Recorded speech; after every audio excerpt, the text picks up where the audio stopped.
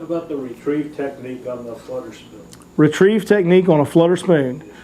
Well, that is one that you can do a lot of different things with. I have kind of one that I do a lot, probably just because, you know, we're all creatures of habit, and we have our little things that get bit, and we have a hard time not doing those sometimes, even when they're not getting bit, because we did get bit on them. You know what I mean? For me, the first thing that's most important about a flutter spoon, it is the hardest bait to land the fish on. It's the hardest bait to get the fish in the boat on. You know, for the number of fish that bite it to the number of fish that get in the boat, it's the worst one there is. Go watch the Lake Guntersville Elite Series tournament this year and watch Chris Zaldane get his heart broke over and over again. And any one of them fish would have won that tournament for him. And he lost several of them on that big spoon. And we actually kind of talked about this the other night on a live stream. I would never, ever, ever presume to have the right or the ability to tell Chris Zaldane how to fish, because he's one of the best fishermen of a generation. He really is. He's been one of the very best in the world for a long time now, and will continue to be for a long time. He's one of my heroes in the sport, no doubt.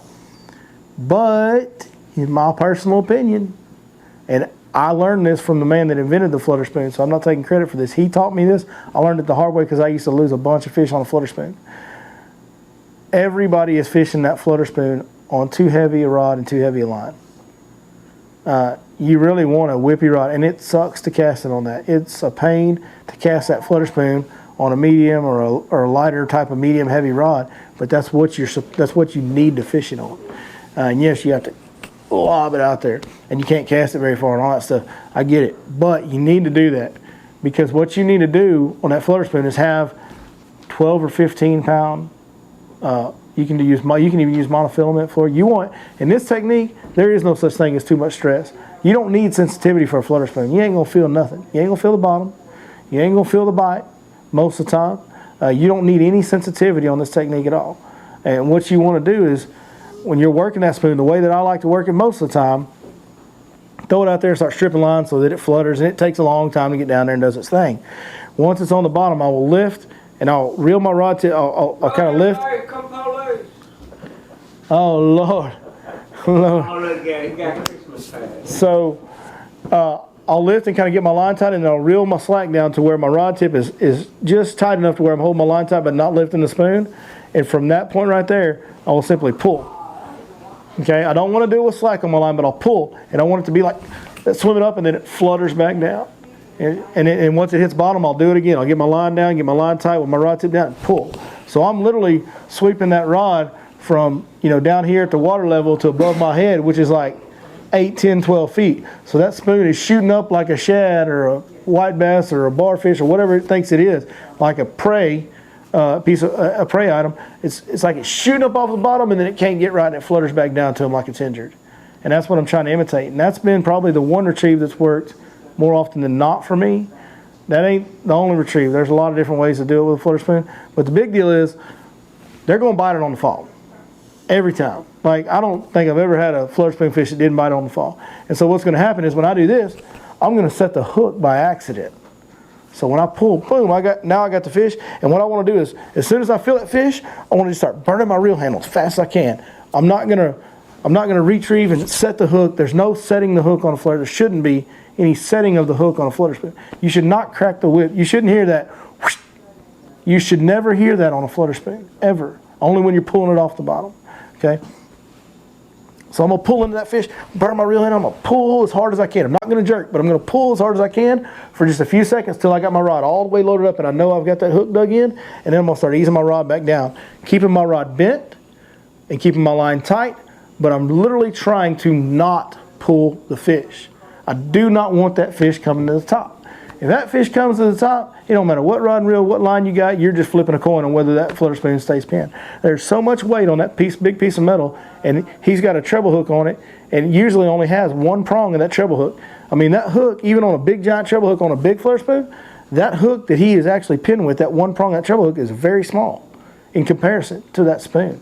And so it's very easy with only that one little hook being pinned and all that weight attached directly to it. That's a lot of leverage to throw that thing out. And that's why you lose so many of them.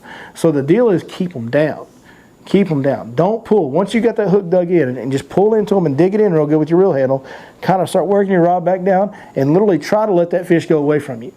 Like if he's pulling, just let him go. Don't pull back. And what'll happen is he'll do that, and he'll make that run, and he'll try to run away from the boat, and he'll run here, and he'll run there, and eventually he's going to get tired and start easing up to the top. As he does, you just slowly pick up your slack. Just keeping your line tight, keeping a little bend in your rod the whole time, and he'll be so tired when he gets to the top, he'll just lay there, and you grab him. And that's, Joe Spates taught me that. Man lives right down the road from here. He invented the technique, and I did it because I'm a power fisherman. You guys that know me know I like to rip them and grip them and let it fly, man. I like to boat flip them and set the hook real hard. That's what I do. And that's how I fished a flutter spoon, because it was such a heavy bait. I was throwing it on a big rod with big line. That's what everybody does. What Chris Haldane was doing. It's wrong. It's wrong. And I've learned that from in my experience, it's wrong. You'll land much fewer of them. And once it's a tough thing to get it's very difficult. It's very much against your instincts to not pull that fish to the top. But once you get it down where you kind of have the feel for not pulling that fish up, you very rarely lose one. So that's the important part. And yeah, specifically about retrieve. So that's my main retrieve. The other thing that I will do, especially in the summertime, when they're really more prone to chase a long ways, I will actually, because I can't move it as much as I want to doing this, I'll actually point my rod down and burn my reel handle and click my button. And I'll just do it 6, 7, 8 cranks, 10 cranks, whatever I feel like. It varies. But I'll actually swim it up with the reel handle, make it go like this, and then click my button and let it fall back down on loose line. Every time that flutter spoon is falling, every time, the most important thing is that it's falling on slack line. If your line's tight when that flutter spoon's falling, it won't flutter, it'll turn over outside and go like that. And you'll have no action, you'll never catch a fish. One other retrieve that I personally have not had success on, but I've been told about by many people that are far better fishermen than me, and that they've really caught them on it, is actually letting us, almost like it's a wintertime deal now, so this applies to right now, but they'll take that big spoon, throw it out there, let it get all the way on the bottom, and they'll simply just lift the spoon up off the bottom where it goes like this. And it just kind of bangs the bottom, and it's like a freezing cold, struggling, big piece of bait that can't get off the bottom, and those big bass will just come up and suck it in. I haven't tried it enough to give it a fair judgment. I've tried it a little. I haven't caught any doing it, but I have a lot of different ways I like to fish in the winter, and that's not really one that's always been in my repertoire, so that's probably why I haven't really given that a fair evaluation. But I've heard from many people that are very, very good fishermen that is kind of the deal sometimes, is just lifting it and letting it clank. So something for you to try if you want to get out there and explore with a flutter spoon this time of year. How's that? That answer everything? Perfect. All right. Anybody else got any topics they want to talk about? Come on now. Y'all be shy. There's one thing I ain't never done, but I'd like to learn is drop shot. That's Billy's favorite right there. Billy's professional. We need to call any other guy on this lake but me is what we need to do. I know how to rig it up, but I mean, how do you retrieve it? I mean, do you just dead stick it, or you just kind of? Yeah. So believe it or not, I don't like to fish a drop shot, and everybody knows that. I've made no bones about it. I've made it clear that I hate fishing a drop shot. If I was a tournament fisherman, depending on cutting checks to make my living, I'd be a drop shot fishing fool.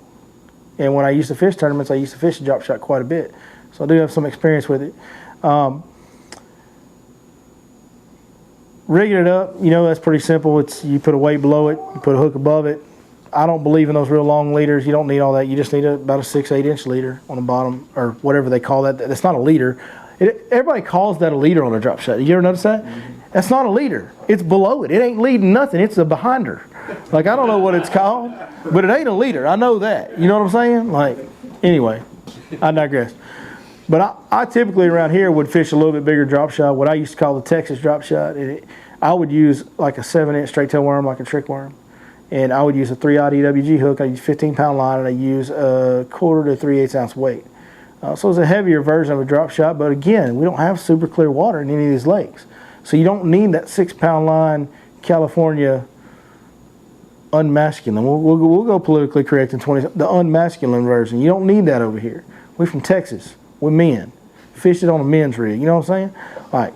Anyways, I digress again. The retrieve, to me, on a drop shot, and I see people do this with the drop shot, and I'm no drop shot expert, like I said, but this is the wrong thing. That's what you see everybody do. They put that drop shot down there, and they're like, well, I'm going to shake that worm, but that weight's going to stay on. Why are you shaking the worm? Now that worm's doing this. That's dumb. Like, nothing in nature does that. Nothing. Like, ever. What are you doing? But to me, what we don't realize is who can hold their hand and it just not like, see, I can see my fingers trembling. Nobody has a perfectly steady hand. Even the people that have really steady hands aren't perfectly steady if you put it under a microscope. So to me, with a drop shot, the retrieve is a hold. So if I got some fish on a spot, I know they're on that spot, I know I'm confident my bait's in front of them. I may drag that bait a little bit to move it a little bit every once in a while, but when I'm actually fishing that bait and I feel confident I've got it in front of the fish, it's a hold. In between wind current and between the natural vibration in your hand, especially when you're holding something with weight on it, even though today's rods are super light and all that, there's still some weight. There's going to be enough natural vibration in your hand, it's going to make that worm do this. Now, what do you think is more natural looking to a fish that you're trying to catch finesse? Like, we're going to throw the most finesse rig we can throw, and then we're going to go out there and do this. That don't make any kind of sense. If you want to throw a finesse rig, this is much more of that worm just sitting down there kind of undulating in the waves, undulating in the wind current, or just trembling a little bit from the quiver in your hand. That's a much more realistic and effective, to me, for me, was always a much more effective way to get bit. So I think with a drop shot, I think there's a lot to be said for none of us fish slow enough. As much of a power fisherman as I am, and when I'm power fishing, I want reaction, I want to move fast, I want to bang stumps, I want to bang grass, rip it out, all that stuff. But when I slow down, I slow down. And I think people make the mistake of thinking they're slowing down and they ain't going near slow enough. And that's the deal with the drop shot, is it's the most extreme of those type of techniques. And so your retrieve needs to be the most extremely slow. Now, I know a lot of people fish spinning rods. I hate spinning rods. I do too.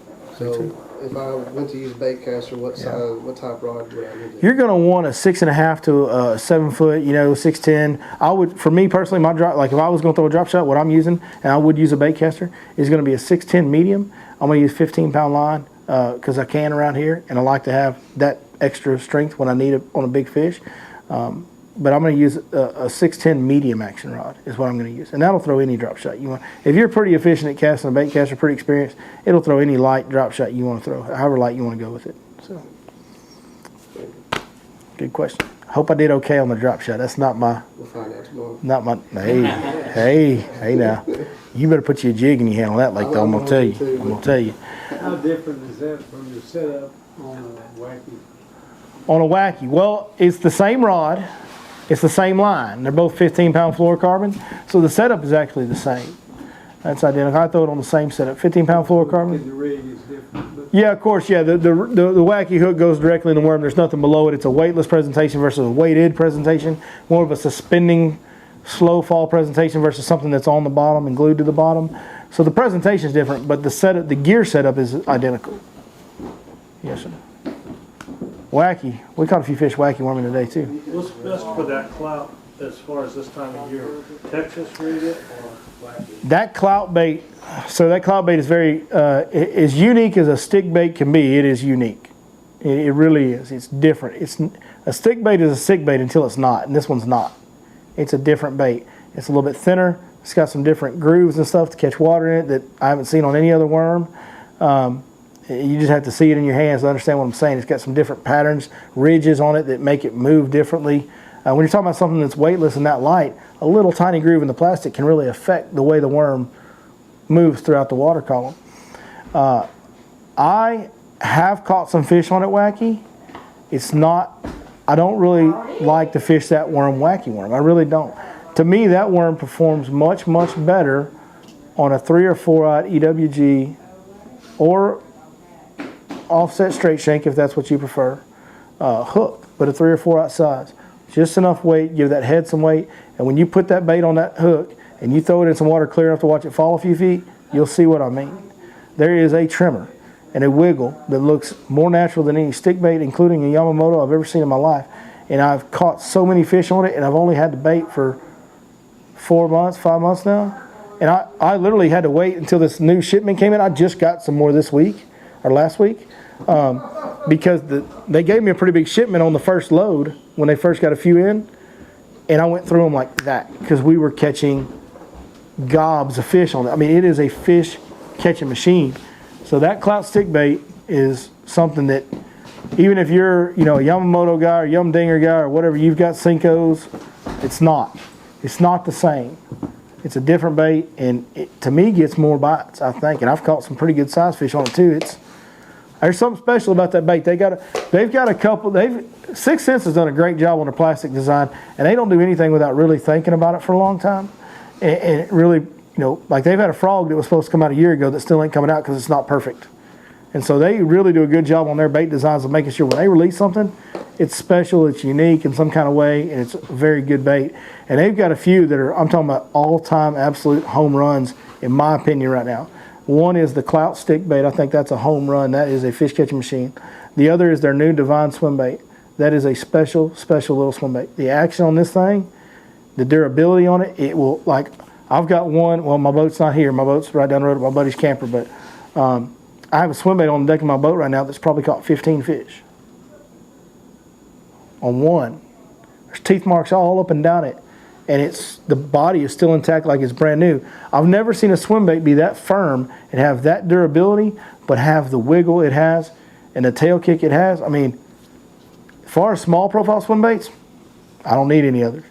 You know, I'll still use the Smash Tail Junior for a trailer, but as far as standalone small swim baits, this is my deal now. And I don't want any other. It's unbelievably good. And the third one is the Stroker Crawl. The Stroker Crawl is a home run to me because it's a great standalone creature bait.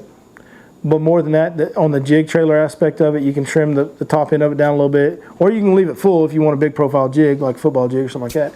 But the deal is those arms on that Stroker Crawl fold up like this when it's at a standstill.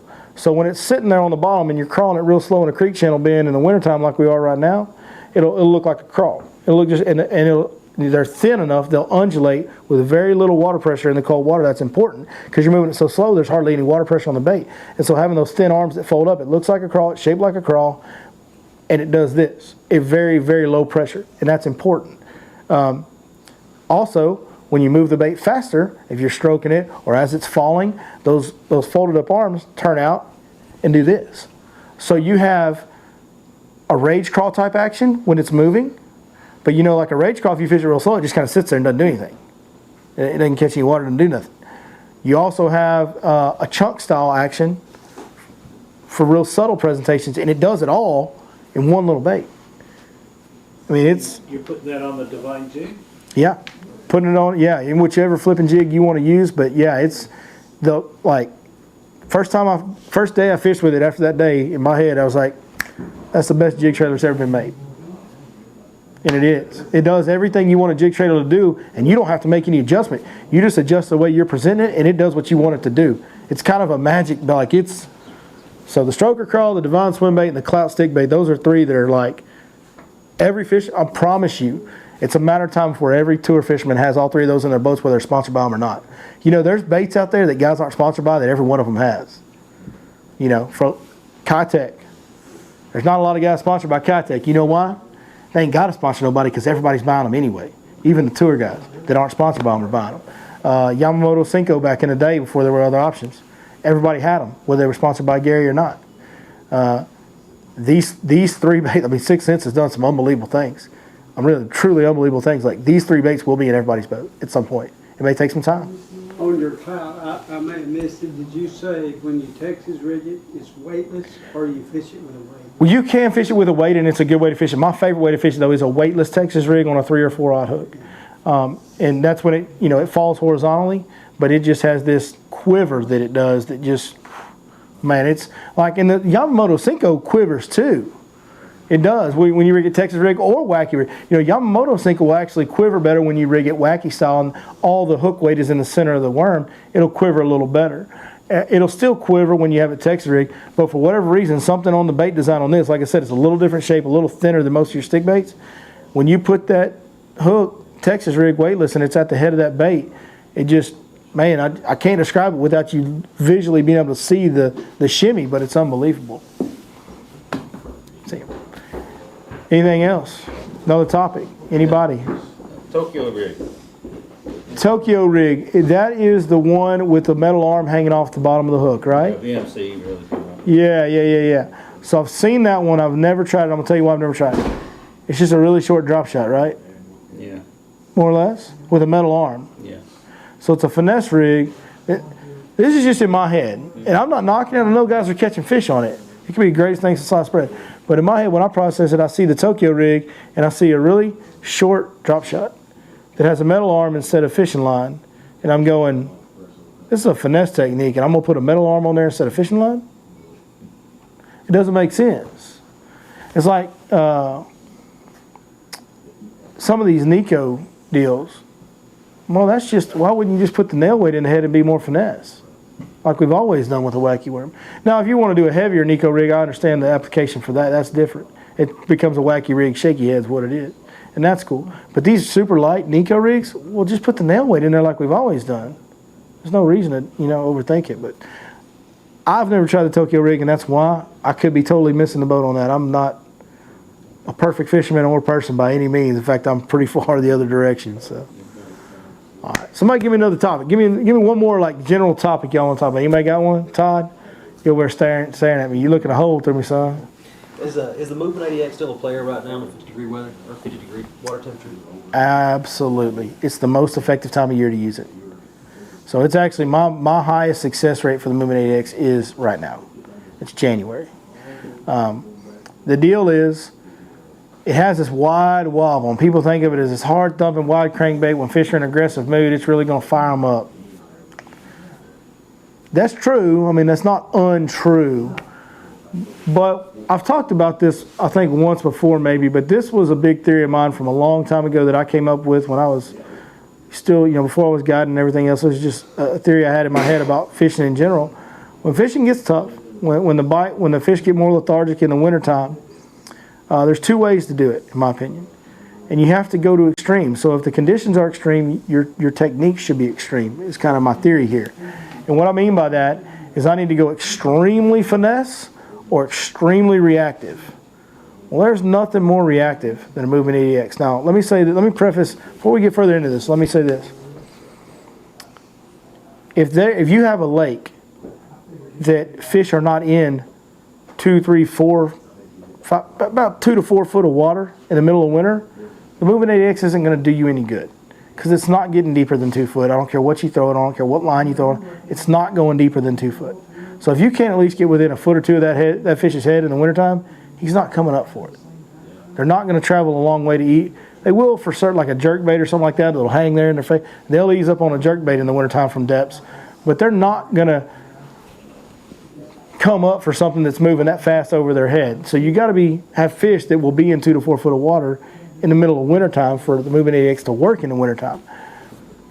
We do, always. Grass, no grass, it doesn't matter. There's always shellowfish in East Texas, year-round, 365 days a year. I think that we've done a good job on the content that we've put out over the last few years of proving that point. We've dang near won the guides tournament in this much water. You know what I mean? And that was in the first week of February. And nobody would think you'd be catching 30-pound bags in this much water February 7th. Well, we did. And so we've proven that, documented that. And that being said, go back to the theory, extreme finesse or extreme reactive. Well, especially with all the wood we have in these lakes around here and the hard cover and the way that Movement 80X has that big wide wobble, and it deflects harder than any crankbait. I've literally seen that crankbait jump 6 inches off a piece of cover. Like I've reeled it up beside a stump and it got kind of close to the surface and it hit that stump so hard that it jumped 6 inches off the stump. I've never seen another crankbait do that. The other ones just don't swing hard enough to get that momentum to get them out there. So that being said, if you got a fish that's real lethargic and that square bill comes up there and it taps it, moves a little bit, he might ignore that. But he's going to have a hard time ignoring this. You know what I'm saying? And so the Movement 80X has been extremely effective. And I, to be honest with you, figured this out by accident with the Movement 80X. I really did. I wasn't going out there with a purpose to do it. Way back when that bait was first released 3-4 years ago, when I just started guiding, I still had my other job and all that. That bait, right before it came out, I was able to get some in my hands from working with 6 Cents. And I received that bait in December. So I went out and fished with it just to learn the bait and check it out. And I started catching them. And like, when it had never been thrown on this pond, I'm talking about catching them, bud. Like, rattle trap what? You don't need one in the winter and fork anymore, like that type of catching them. Not as effective now. These fish have kind of, it's like every bait. After the fish have seen it over and over again, I think a lot of people throw that bait out here now. It's certainly become a very popular bait across the market nationwide. So it's a very unique crankbait too. There's really not another one like it. There's not another one designed that performs the way it does. But it's, yes, that's a long way to say, yeah, it's real effective right now, but it is. And that's why, because it causes big reactions with big deflections. Yep. It looks like the pre-spawn setting up a lot different this year. You know, last Well- year we had all the water and it was cold. And Had water, we had grass, a lot more grass, yeah, a lot more rain. Yeah, I mean, that's the deal. You know, a bass is a bass is a bass, and he's going to do the same thing when he has the same conditions. But we obviously have, very different conditions this year. Much cleaner water, hardly any grass in the lake at all. So is that saying the Movement 80X is going to outperform the lipless crankbait this pre-spawn? Hard to say, because fish are dumb and they do dumb things for dumb reasons, and they'll bite what they want to bite when they want to bite it, kind of. But if I was a betting man, I would, yeah, I would say yes. If you gun to my head, make a choice, yes or no, yes. Yeah, both times.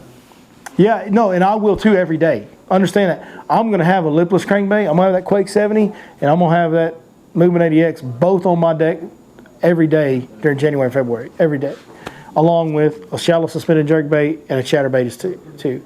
Even when there's no grass, that chatterbait will still get a reaction. But yeah, that Movement 80X could be the odds-on deal this year.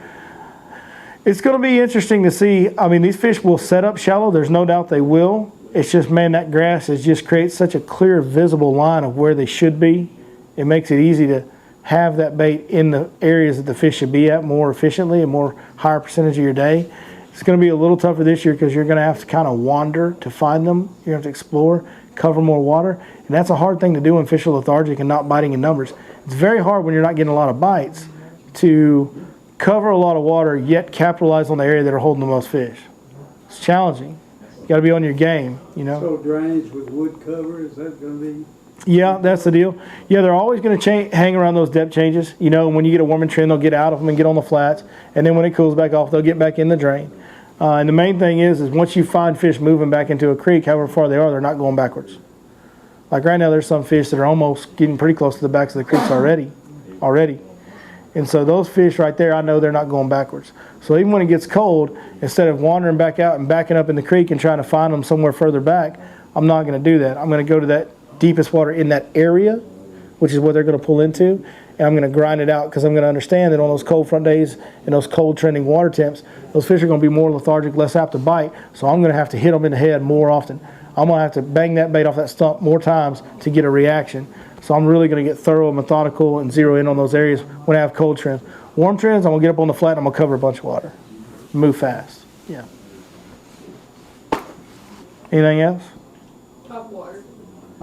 What about it? Water. You just, What's the best bait to throw right now? Top water. well, if you're not on a warm trend, I wouldn't really be throwing a top water on these cold water lakes like Lake Fork. Now, of course, your heated lakes, yeah, it's like March over there, and you can definitely catch them on a variety of top waters over there. Like Lake Welsh got a bunch of grass, so it's a good idea to throw a frog. A lot of matted vegetation and stuff like that, and there are some fish being caught on frog on Martin Creek and Lake Welsh, both. So a frog's a good thing to throw when you have grass and the fish are real shallow. No doubt about it. A frog's a great thing to throw in that time. Right now, I wouldn't probably be throwing too many topwaters. Now, there is one that's coming.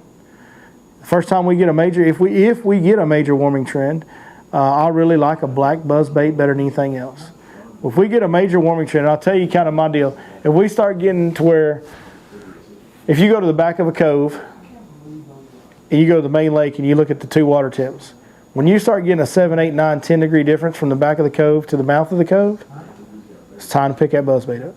I mean, they're going, like, I'm not talking about catch one, you're fixing to catch them all, because when there's that big a water temp difference, those fish will really push into just the shallowest water they can fit in. And when you make all that, like we said, even though it's a warming trend, it's cool water temps, they're still lethargic, but reaction, right? We go ultimate reaction. Well, what's the loudest, most obnoxious top water on earth? It's a buzzbait, right?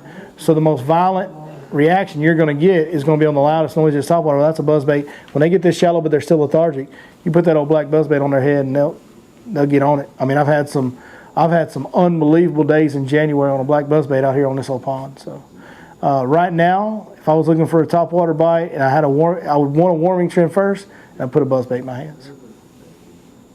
Yes, sir. Good question, buddy. It's not something most people think of. You're a young fella. That's good. I love seeing that you're thinking that much outside the box at your age. That's really, really good. You keep that going and you'll learn a lot real fast. Yeah, I've already started making buzzbaits. You're making your own? Very cool. Also make jigs too. There you go. That's cool. I used to make a lot of my own stuff too, man. That's awesome. You're pretty serious about this fishing deal, ain't you? You like it a lot? You love it? Can't get enough of it? Don't ever let go of it, man. Stay with it. Stay with it. Just understand, if you ever want to be in the fishing industry, so does everybody else. You're going to have to outwork everybody on earth if you want to be here. Go ask my kids. They'll tell you, Dad ain't never home. That's the way it is, though. You want a dream job, it's going to be hard. That's a fact of life. But if you ever need anything, you come tell me, okay? All right, I got you, buddy. Yes, sir. I think I wonder, I lost several fish on jerkbait today, Yeah? and I'm wondering if I'm using the wrong line. I mean, Yeah. that over, I mean, she choked, it was all the way down. Yeah. Yeah, big fish. Yeah, that's easy. Braid, You're using what? 20-pound braid. Oh, yeah, you're way wrong, bub. Yeah. What's your rod? I got the Veritas 7.6 medium. 7.6 medium. I wouldn't want one that long. So that same rod that I throw my wacky and that I would throw a drop shot on if I ever did it, that 610 medium, that's a jerkbait rod for me. I want my lightest action rod, and I want to throw it on 12 or 15 pound line, fluorocarbon. You don't want that braid. A jerkbait, you talk about a little hook now. Now, a lot of times with a jerkbait, if they're really eating it, you'll get multiple hooks in them and it's easy to land them. But a lot of times when they're lethargic, they're not going to get all them hooks. And if you only have 1 point of a jerkbait treble, you're talking about a dang crappie hook that's holding them. So you really need, again, similar to the flutter spoon, you need that shock absorption. So you need kind of a smaller, lighter rod. Like I said, a 610 medium is what I use. And then I use that 15 or 12 pound line, fluorocarbon, so it does have a little bit of give in it compared to braid. But I want to use fluorocarbon because I want that jerkbait to get down. You start using mono, and that's a very touchy line for a jerkbait to walk. That's a thin line they're walking between suspending and slow floating. And sometimes adding mono over fluorocarbon can turn a suspending jerkbait into a slow floating jerkbait. And so I want that fluorocarbon line to help that bait stay down there and hang right there and not move. Because that's the deal, man. Like, you get so many bites when that jerkbait goes, and then they come get it. You know what I mean? Like, you get so many bites on that long pause in the wintertime that you got to have that fluorocarbon line to keep it down. But you definitely don't want braid, because braid floats and it has zero stretch. So that's why that's why. And your rods, you can get by doing it on that rod, but you better have everything else buttoned up. I would like a shorter, lighter action rod than what you're using. Yep. All right, man. You guys did awesome asking questions and topics tonight. Thank you all very much. And I don't want to leave any unanswered. So if anybody's got anything else, I'm happy to keep going. What would you key on tomorrow? Whoo! What's the forecast? What's the weather tomorrow?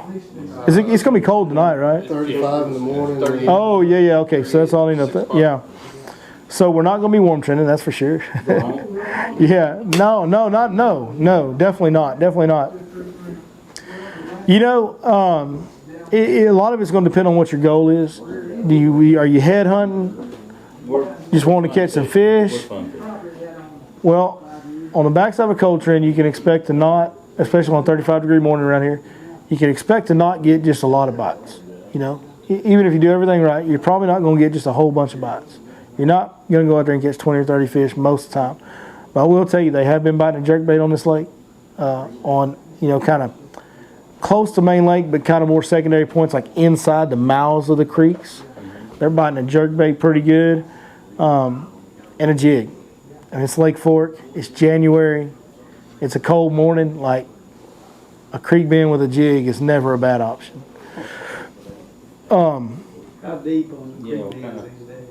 Well, there's some in some different depths right now, because we have some early pre-spawn fish that have moved, further back in the creeks, and some of those fish are in creek bends that are anywhere from 8 to 12 foot deep.